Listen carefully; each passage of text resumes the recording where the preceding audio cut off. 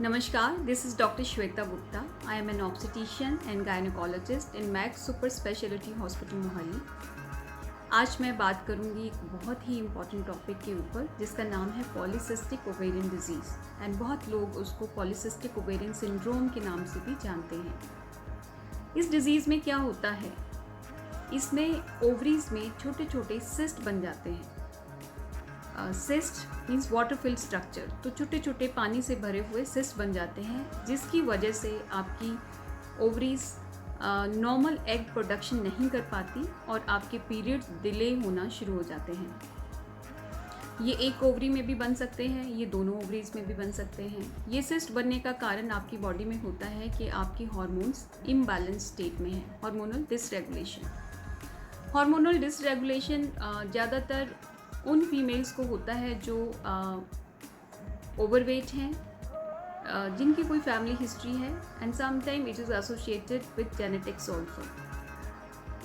And we also seeing in our practice कि कुछ percentage लीन जो पतले लोग हैं जिनका बॉडी वेट बिल्कुल नॉर्मल है, उनमें भी पीसीओडी हो सकता है because of their association, genetical association. Polycystic ovarian disease actually आपको ज़िंदगी के हर पड़ाव पे दिक्कत करती है। जब आप टीनेजर होते हो तो आपकी जो मेन प्रॉब्लम ये कर सकती है वो है ओलिगोमेनोरिया या एमेनोरिया। ओलिगोमेनोरिया मीन्स कि आपके दिनों, मेंस्ट्रुअल साइकिल के दिनों का फासला जो है वो बढ़ने लग जाता है। नॉर्मल मेंस्ट्रुअल साइकिल अगर 30 डेज़ का है एवरेज, तो इसमें ये 40 डेज़, 50 डेज़, 2 महीने, 3 महीने और इवन मोर, तो ये जो है मेंस्ट्रुअल साइकिल को डिले करते हैं। जैसे मैंने बताया कि ये हार्मोन्स सिस्ट बना देते हैं ओवरीज में, जिसकी वजह से नॉर्मल एग प्रोडक्शन नहीं हो पाती। कई बार वो हार्मोन हमारी बॉडी में ज़्यादा होते हैं और वो हमें हिर्सुटिज्म कर सकते हैं। हिर्सुटिज्म मतलब excessive hair growth on the chin, on the chest, on the upper lip.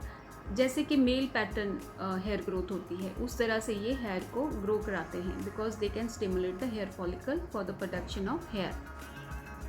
तीसरी प्रॉब्लम जो ये कर सकते हैं टीनेजर गर्ल्स में वो है एक्ने, तो पिंपल्स आना शुरू हो जाते हैं आपके फेस पे।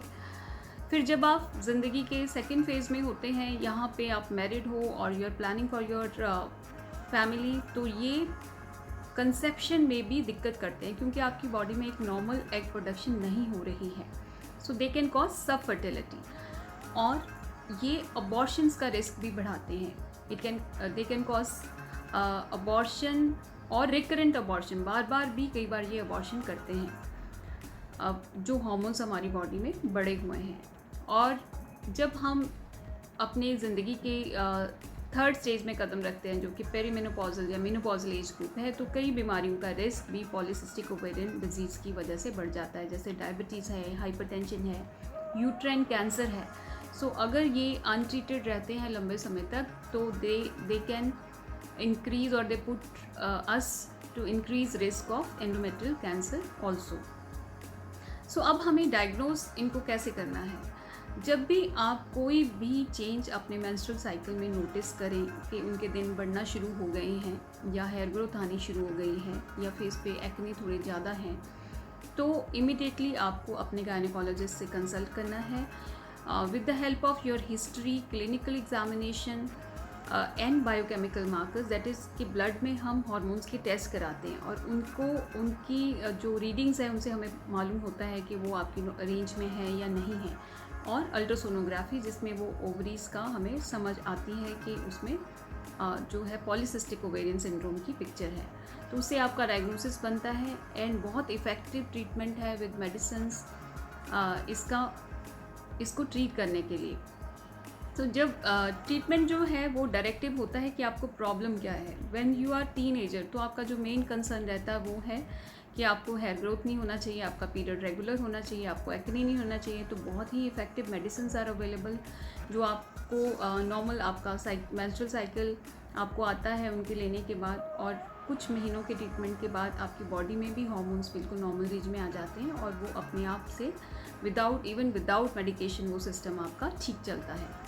जब आप प्रेगनेंसी की प्लानिंग कर रहे हैं तो भी बहुत सारी इफ़ेक्टिव ड्रग्स हैं जिससे हम एग प्रोडक्शन को बढ़ाते हैं। सो ओवुलेशन इंडक्शन ड्रग कहा जाता है और उनके बहुत अच्छे रिस्पॉन्स रेट्स हैं और वो हार्मोन्स जो हैं उनको भी नियंत्रण रखते हैं और अबॉर्शन का रिस्क भी कम होता है।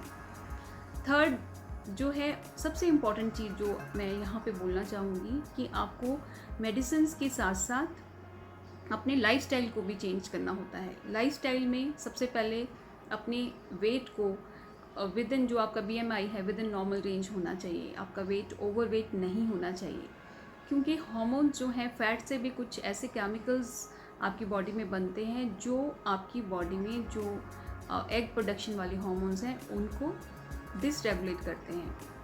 इसमें सबसे पहले इम्पॉर्टेंट है कि आप अपनी डाइट ठीक रखिए। डाइट में जंक फूड मत लीजिए। Reserve only 1 or 2 days in a month for junk food for party. Rest of the time you should be consuming normal healthy diet जिसमें कि हाई प्रोटीन्स होने चाहिए, लो कार्ब्स होने चाहिए, लो फैट्स होने चाहिए। वेजिटेबल्स का जो इंटेक है वो बहुत अच्छा होना चाहिए। ग्रीन वेजिटेबल्स का, सैलेड्स का इंटेक बहुत अच्छा होना चाहिए। सीजनल फ्रूट्स का इंटेक बहुत अच्छा होना चाहिए। कार्ब्स भी जो आप यूज़ करें कोशिश करें कि कॉम्प्लेक्स कार्ब्स होने चाहिए रादर देन वो सिंपल कार्बोहाइड्रेट से। सेकंड इम्पॉर्टेंट थिंग कि आपकी एक्सरसाइज ज़रूर होनी चाहिए आपकी लाइफस्टाइल में।